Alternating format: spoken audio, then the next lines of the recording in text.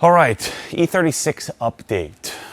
There's a lot that's been done. The front clip is back together. I'm just going to kind of take you through top of mind all the different things that are done, and we'll talk about all the things that need to be done, but it's getting close.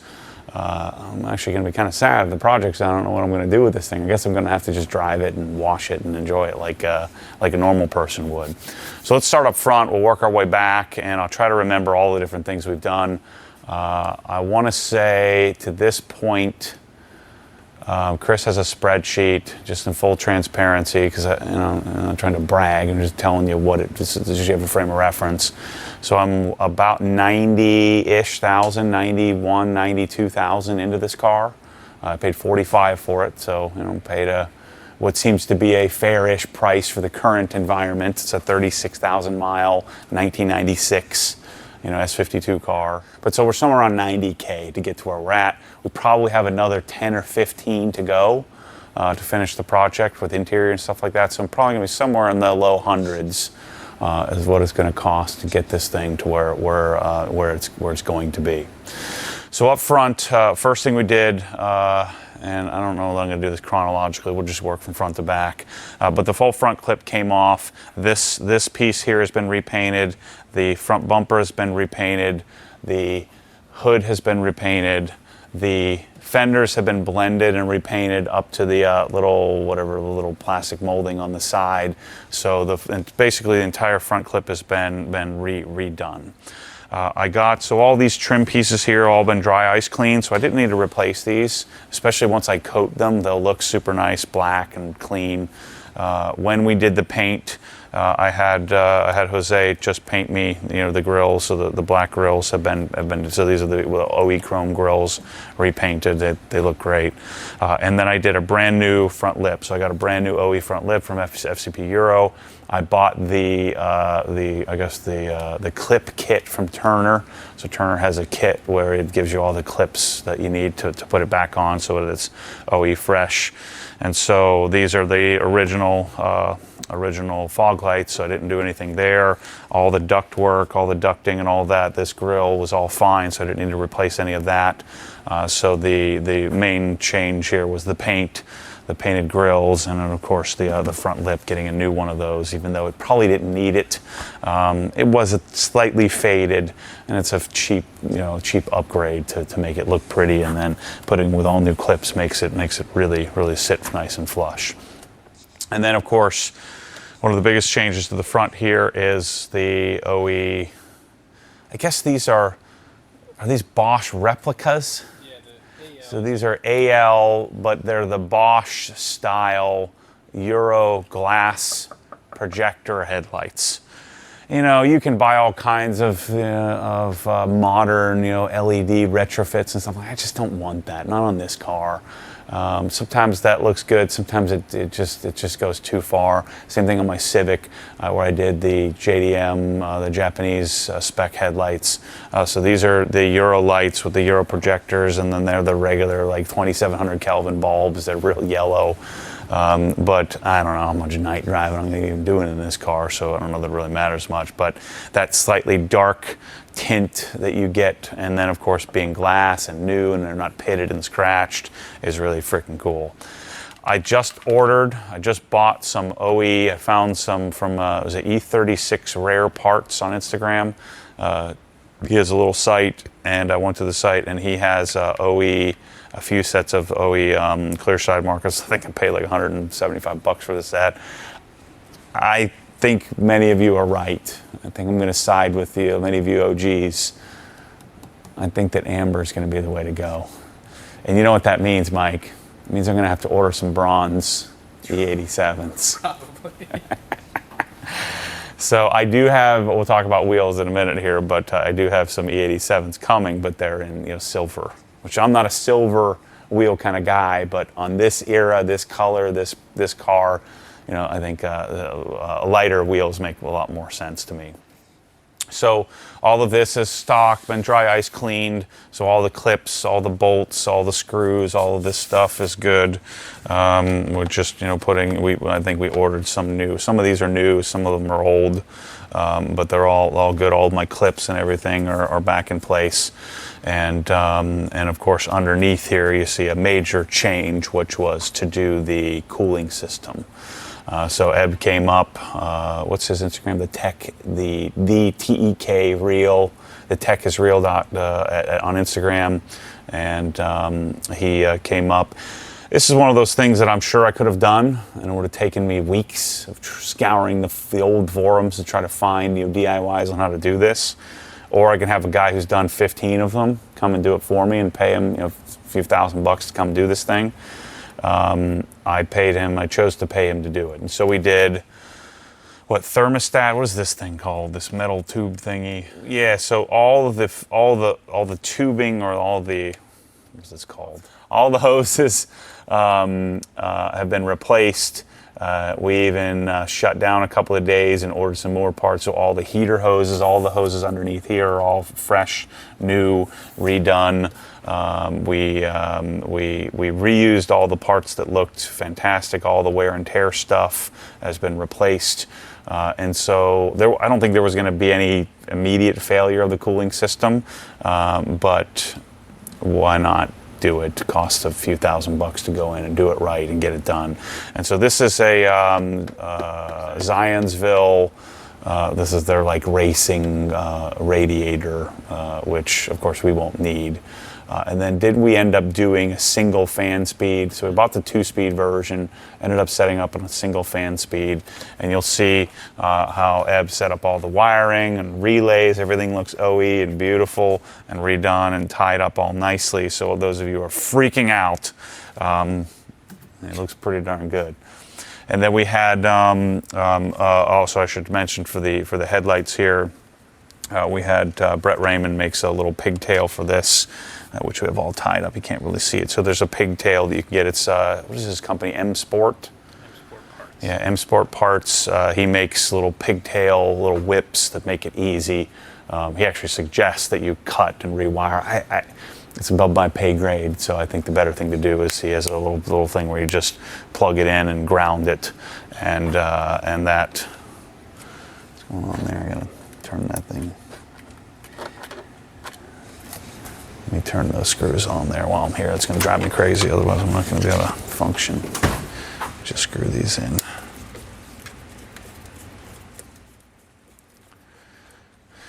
So you can see the wiring, everything looks OE. The other thing that we had to do, because of the Euro headlight, so the Bosch style headlight has a really big projector housing here on the back side of the headlight. And so that created a problem in that there was a little bracket, and my alarm, my OE alarm, which I've got to play this for you. You guys will freaking love this. If you're a 90s kid, there's nothing better than that. So the alarm, I didn't even know the thing had a factory alarm. So this is the old school BMW. It's even got a BMW little sticker on it. BMW factory alarm system is done here. And actually, Mike Figuera and I did it. I got a little sidetracked while we were waiting for Ed to come back. And so the alarm was over here, but there's no room for it. So we had to relocate it. So we traced the wire back, cut the harness open, retaped the harness, and it actually helped out because this is the original bracket for the original airbox. And we'll kind of play with this. I may need to remove this this is like a little Dynon damper from some other kit. I think from my 1M intake kit or something like that. So I had it sitting in the cabinet to kind of keep this from vibrating around. So it should be good. But we rewired this, tied it up, made it look as nice and OE as possible. And so we took the alarm, moved it over here. It filled this gap. And then these brackets, these original brackets from the original airbox, don't look so out of place now. So it looks like it was meant to be that way. And then, of course, we have the ruining of the car, which actually is one of the best features, the best things we've done. The totaled, wrecked, mutilated, can't believe you have this car, you're destroying it to get Euro headlights and Dynon intake. It says very explicitly, and I've said this. What I made a mistake in the video. I wasn't in that video because Mike pulled it out of, or Eb was working on all these different projects, so I didn't explain it very well. it says very explicitly that the Dynon intake doesn't work with Euro headlights. And it was pretty clear to me as soon as I got the thing that it wasn't going to fit, it wasn't going to work.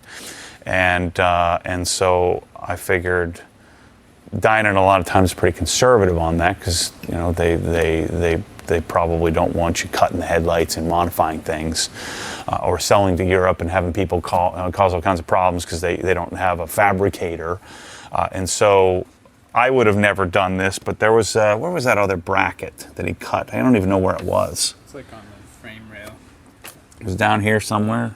I don't even know where it frickin' was. So I told Ab, do whatever you gotta do to get this done. I don't care what you gotta cut. If we have to cut the backside of the projector off, let's figure it out. And I'll buy a new headlight if we mess it up. I'll buy a new filter if we have to mess it up, or we'll abandon it if it doesn't work. But I suspected that you could probably get this to work, and I actually DM'd Brett Raymond, who has since decided to block me for some reason. I don't know why. But I asked him, I said, hey, have you done this before? And he actually came up with the idea, and crediting the source, is honoring the source of the information. He said, what you need to do is you need to get a new filter, because the Dynon filter is a little too big. So there's actually a bracket that goes in here that Dynon makes. And so Ebb tapped out the little bracket, that little bottom bracket from the OE box. He drilled out the welds, the spot welds, and removed it. I still have that piece. I could tack it back on if I wanted to. I don't even know where it frickin' was, so it did a perfect job. And trimmed the fender liner a little bit, like Dynon suggests. And then we just didn't put that plate in because there's not enough room for the headlight. And those of you who are BMW bros and didn't grow up Honda bros like I did, this cold air intake is nothing. Like Hondas are like down in the frickin' all the way on the ground almost. You just have to not be stupid and go rolling through giant puddles of things, and you end up hydrolocking the engine. But this is exactly what I wanted. I didn't want the AFE. I didn't want some other version. I wanted old school Dynon. I'm going to keep searching and find a Dynon, engine cover someday, I hope. And I got the Dynon strut tower brace. This was my 16-year-old boyhood when I first heard about Dynon. I thought it was the freaking coolest thing ever. I probably heard about Dynon when I was like 18. It was probably the first time I'd ever heard it. So I want the Dynon intake, plus those freaking guys are awesome. Even the guys that the guys that all work there, Nathan and all those guys are freaking amazing. They all love cars just like we do. And so it's cool to see Dynon still producing, and they've actually brought back some of the old stuff. We actually have a Mike's E39 M5 intake. We'll do that as well. This was nothing like doing the 1M intake. We had to freaking cut the whole front. They had to take the whole front end of the car apart. They had to relocate oil coolers, power steering racks. It was a freaking whole monster project. This was the easiest intake I've done on a BMW in a while. So I think you can rest assured that just look at it. I mean, we're not cheating anything. It's in there. It's freaking perfect. So anyway, Brett suggested a K&N filter. It's a triangle instead of a cylinder filter. It's a little bit smaller and fits freaking perfectly. So maybe we're not getting quite as much airflow, but I think it'll be just fine. It's a 200 horsepower engine, for gosh sakes. So that goes back to, and we used all the, the Dynon, whatever, neoprene, whatever the sleeve is, the expansion joint. And then I have the Dynon throttle body. We'll probably get rid of the power steering, so we'll probably get the tube there. So I would probably do that if I do the M50 intake manifold. So we would do that at the same time. Hopefully I'll be doing that in combination with a Dynon carbon fiber cover at some point. But the engine bay, I mean, this is exactly what I was hoping. It's all been dry ice cleaned. I haven't dressed it yet. We'll put some hyper dressing diluted 4:1 on here when I do the detail. All our relays, all of our wiring, all of that stuff is all buttoned up. And of course we have the Dynon strut tower brace. This car actually has a Dynon tune on it because it had the sticker on here. I removed it, but it had a sticker on here. We're gonna have to go have it retuned to get this stage 3 tune, I believe, from Dynon. We'll do that at my friends at Precision Sport Industries at PSI. We'll do it when I get the alignment done down there. But we should gain like 8.5 horsepower for thousands of dollars. But we'll send it down and get that done. We did coils. plugs, so coil packs, new spark plugs. We did, of course, with all the cooling system, any new gasket, all that stuff has been done. We did, new thermostat. We did also did power steering while we were up here. So the powering steering rack, I'll show you when we get up under the car. I'll show you that. Changed the oil. So that's all been done. And then, of course, all the brake fluid's been flushed from doing the brakes. I've got a brand new OE under hood liner. So this is all new. All some of these are new. I replaced some of those whatever these things are called, fasteners. We've got those new. This was dry ice cleaned. I'm not loving we'll coat this and see how it comes out. The cowl piece here, I may redo that, but I think it's pretty good. And once I coat it, it may richen up a bit. I've got the original OE Bosch wiper blades, brand new, and I did brand new wiper blade arms as well, so those two are new. Let's work our way, since the car is down, let's work our way down the side and back of the car, and then we'll put the car up in the air.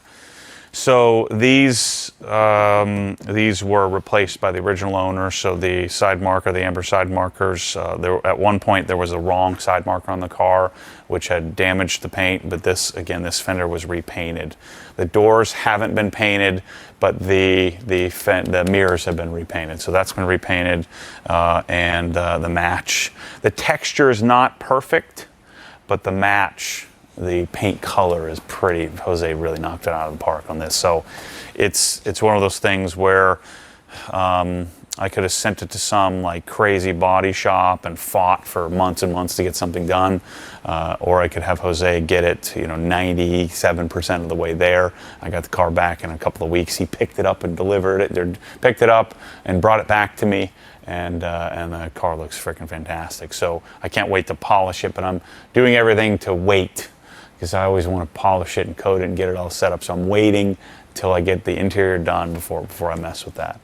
We replaced all of the window trim. So replace this piece, this entire piece. This has been replaced. The inner rubber gaskets have been replaced. This has been fixed and repaired, replaced, and also the inner section, the inner gasket as well. The felt gasket has been replaced, so that's been done.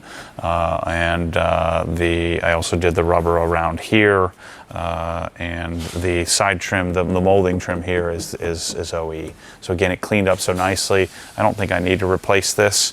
The dry ice took really good care of it. Continuing to work down the side here, not much to do. Our gas cap and everything looks clean. This will all get double cleaned out when I polish the car. These are the original tail lights. We did repaint the spoiler and the trunk. The rear bumper is stock. I haven't gotten new emblems yet. I'm waiting for I&D to get their black painted in stock. I did just put new hood struts and struts for the trunk as well. So I still have this taken apart. I didn't put the trunk back together because I'm going to be doing Olin's TTX. We'll talk about the suspension here in a minute. But we have the Dynon. I've got the Dynon strut tower brace, rear strut tower brace here in the back. And nothing else has really been changed back here, except I did a super lightweight lithium-ion anti-gravity battery was put underneath the tray here. And I think that's about all I did to the trunk area. I did replace the gasket, both gaskets around the rear window, even though they probably didn't really need to be done. I did it anyway.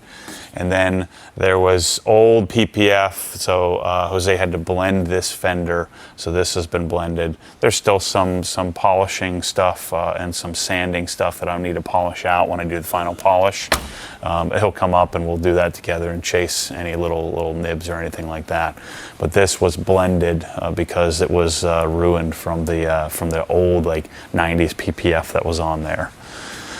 This gasket here was redone. This is the one mistake I made. I did scratch up the window a little bit right here when I was trying to get the original gasket off. Plus this window trim piece here was bent in shipping. So I think getting it out in the sun, it'll straighten out over time. But this was a bit of a project. Again, windows, both rear windows were done. This entire fender was painted. We don't think the car's ever been in an accident because when you look at there was no filler, there was no, there were no weld marks or whatever those little filaments they put inside the body to pull the panel out. There was none of that, but there was a very clear tape line. And then when I pulled this part off, the paint was chipping and peeling off. And so this fender had been repainted. There was no documentation of that. Maybe the car was keyed. Maybe it was damaged in or scratched in delivery. But there was a very clear paint done here. And so the reason why I decided to paint the trunk and paint the other areas of the car, it was already molested back here, and so I figured let's just do it and get it done correctly. And so the whole panel here was painted and fixed. I think that's about it on the exterior. I haven't done anything to the roof. The windows are in good shape, so I don't need to do anything to the windows. So let's talk about the interior, and then we'll put the car up in the air and talk about brakes and suspension, all that stuff. So let's see, what have we done? I can't find freaking floor mats. And I know you guys have sent me links, but all the current inventory of floor mats everywhere, the floor mats are too short. They're not wide enough, they're not deep enough. And so I've ordered some brand new OE floor mats. I've got these crappy, this is me ordering some Luxe mats made for this car, which of course they don't fit either. So somewhere along the line, the whole templates for E36 is jacked. So if anybody knows of any floor mats, unfortunately sending me a link to ECS or Turner or FCP Euro, they're not the right mats. They don't have the right ones. And so I need to get a set of floor mats. And I don't like rubber mats or anything like that. I want the OE regular floor mats. I'll probably buy 8 sets of them if I can find it. So in here, we replaced the droopy glove box. So this whole section here, including the air vents, all of that we replaced. You'll go back and look and see a video we did on that. We did a ZHP shift knob. What's this company we get this from? Kobe. So Kobe? Yeah. So Kobe did the shift boot and the boot for the whatever that's called, the e-brake. So that's been done. I don't think I'm going to do anything else with the center console. It looks pretty good. I think I'm going to leave this alone. I'm going to have to adjust this piece here. But I think I'll probably just dry ice clean it after the interior is done and get any kind of funk out of here. Get that cleaned up. But most of the interior panels and pieces are good. What we are going to be doing here, I'm sending the car off here shortly in the next few weeks. These seats are coming out and they're going to go in a bubble in the attic. So don't think I'm not selling these on the cheap. You know, they're going to go in the attic. They're going to stay. They're freaking darn near perfect. Even the bolster on the driver's seat is great. So they're going to go in the attic. They're going to sit up there and look magical and beautiful. We're going to send this off to the interior guys, E3 Customs. I've already paid them for the seats. So we're doing Recaro Speed 5s, mainly so I can get some extra height. And they're going to be finished in the same anthracite Alcantara and the same M-Cross interior or M-Cross fabric. We're going to be getting that redone. I do have some brand new door panels, door cards, because you can see they get real melty. So I have new door cards. We're going to be replacing the speakers with BAV Sound. So the BAV Sound OE replacement. So the door cards are up there. The door cards are in all black leather, and so we have new fabric, so the new fabric will be done. So E3 is going to redo these and make them look OE fresh on the brand new OE door cards that I paid, $600 a piece for. So I got those from ECS Tuning. That's going to be done. We already did new, whatever these things are called, threshold thingies. It's not very articulate here today. I'm having a hard time remembering things. But we're going to be doing an Alcantara headliner, so new headliner, even though the headliner's not terrible. We're probably going to do a new rear deck thingy, rear deck finish. There's a couple of plastic pieces that run across the back seat that were all melty. I pulled them off, so we're probably going to have them wrap those in Alcantara. The rear seat is good, but we do have new door cards hopefully coming. And then I do have these up on the shelf, the new pieces here, because they were all white and melty. And I am going to order these door gaskets as well. So Alcantara headliner. We're going to do the door card fixes. We're going to do the seats to match. And that's pretty much on the interior. I like that steering wheel the best. So I don't like any of the steering wheels for this car, but I'm leaving that steering wheel alone. It's one of the few things that I'm pretty adamant about keeping. The rear deck will get new BAV sound speakers, and then I have a Porsche design, Apple CarPlay, modern Bluetooth accepting head unit that's going to fit in here, and I think you're going to really like it. I had my friends at Sound and Motion up in Boston. They removed the Porsche emblem on it, and it'll probably still say Porsche design when you turn it on the menu system. Maybe we'll work on figuring that out someday. But I'm going to put that head unit in here so it looks the part. It's an old school Porsche. It's for like 993s and air cooled cars, and so I think it'll fit really nicely in here. The other thing I've got to do, Scott and I are going to work on this and getting those stupid the unleaded those OE stickers that should have been removed when the car was new, and now they're stuck on there and I can't frickin' get them off. So I'm hoping we can do some dry ice treatment and get that knocked off. I do have dyno pedals I'm going to put on. And then we'll show you on the car underneath, but I have a UUC short shifter kit, which is installed here. So the interior will be really simple. BAV sound, new door cards, new seats, new pedal covers, new carpets, and then new rear door cards, and just some, the Alcantara headliner will make this thing really, really clean. It's already really nice, and people would dream to have this, but let's take it to new OE spec is what I'm intending to do. And so this thing is going to be freaking awesome. And if I don't love it, we'll do a giveaway and someone will get it. But I think I'm going to love it. I already love it right now. So let's get the car in the air and show you what we've done there. So the first thing we did to the car, and so the first thing I'll mention, is the dry ice cleaning. Dry ice cleaning, OSVO cleaning of all the metal. And so the smart thing about doing the dry ice cleaning, even though if I would have paid sticker for it, would have cost you $6,000, $7,000, $8,000 to do, just because of the time it took. Scott had 27 hours into this car. The dry ice cleaning eliminated me having to replace some things that I was otherwise going to replace just out of just to check. So a lot of the bushings, a lot of the control arms and things like that, just you can tell didn't need to be replaced. Zinc plating the bolts. I mean, all the bolts are zinc plated already, and cleaning them up, I really didn't need to replace. For instance, like the lower control arm, look how nice, neat, clean. All the bushings and all the connections look fine, and so it necessitated less change. And so the entire underside of the car. It looks like we replaced the brake lines. Just look at this. This is the telltale. When you look at the brake lines, they were all still covered in the original wax, which then had accumulated tons and tons of dirt and grime.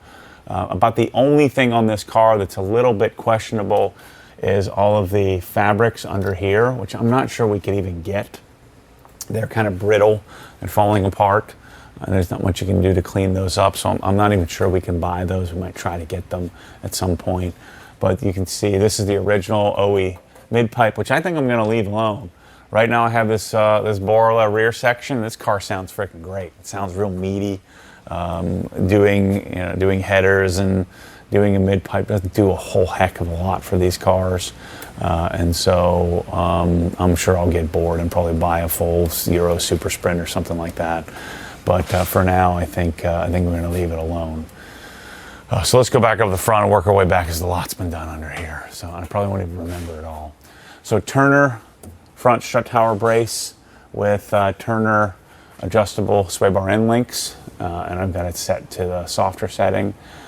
We've got brand new yellow tag ZHP steering rack from the Rack Doctor, and new what are these front control arms, or front tie rods. Sorry, front tie rods are on there. Those are new. We've got isn't this the convertible brace? So this is the OE convertible X brace under the car, which stiffens up the front a bit. We did an entire steering rack overhaul, so all of the steering rack hydraulic lines, all the lines have been replaced. All of the hoses as well for the power steering system has been replaced with we've flushed the system, drained the system, put new power steering fluid in. So that's all been done and dialed in. We just have to get the alignment done because the thing's freaking crooked as can be, because you're just eyeballing the tie rods on. The transmission, I did transmission a fluid change, so I just flushed that with some new automatic transmission fluid. These call for ATF. And then we did the full UUC kit. UUC's short shift kit with the UUC, what's that rod called? Double shear selector. Yeah, the double shear selector rod, which gets rid of a plastic crappy, connection up in there. So that's been done. And then we just did so this is the Turner line. We just did a clutch. So we did a clutch slave, which I'm probably gonna have to redo because the one I got is an FTP, F something or other, some OE replacement like a lot of these things are, and it's squeaky. So we'll probably get another slave at some point, or unless it breaks in over time. But the clutch there's basically water and air ran out of here.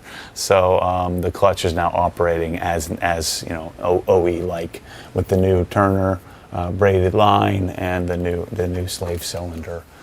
Up front we have TC Klein camber plates and TC Klein coilovers. I'm going to be doing Öhlins TTX. The reason why I'm not doing a typical road and track kit is they don't make a road and track kit for this car. And so Barry from 3DM Motorsport, he's done the suspension on my E92. He'll be doing the suspension on my E46. He's doing the suspension on this. He custom makes a set of the race coilovers and then valves them and puts springs on them for the street. And so we have a really ridiculous, really expensive, I think it's like $6,000 or something like that, Öhlins TTX set that's going on here, but is going to be set up and super comfy for the street. These cars, you really don't want to slam them anyway, from what I can tell. So I think it will be at a reasonable tucked height in the rear and flush height in the front. And right now the TC Klein is holding me over. I had planned on driving it around more, but as I was driving around, I'm like, let's just get all this stuff done. So we tore the thing apart, did the dry ice cleaning and all of that stuff. And so I really haven't driven it much yet. I've driven it maybe 80 or 100 miles or something like that. And so we're going to get it on the road here shortly. I'm going to roll the TC Kleins for a little while because the Öhlins stuff is that we're waiting on a bracket, and we're a couple of months out before we get that stuff. I'm trying to convince Barry to come down here and give us an education on why we're doing what we're doing. We have new pork chops. We have brand new fender liners. So that was done. And then if we take a step back here and take a look, we have the new, what are these called? Style 24M wheels. These are the non-lightweight version. I couldn't find a lightweight version. ECS had a new set of these. It took about 6 weeks to get, but they got me a brand new set. These are coated in CarPro Deluxe, wrapped in 225, 245 in the rear.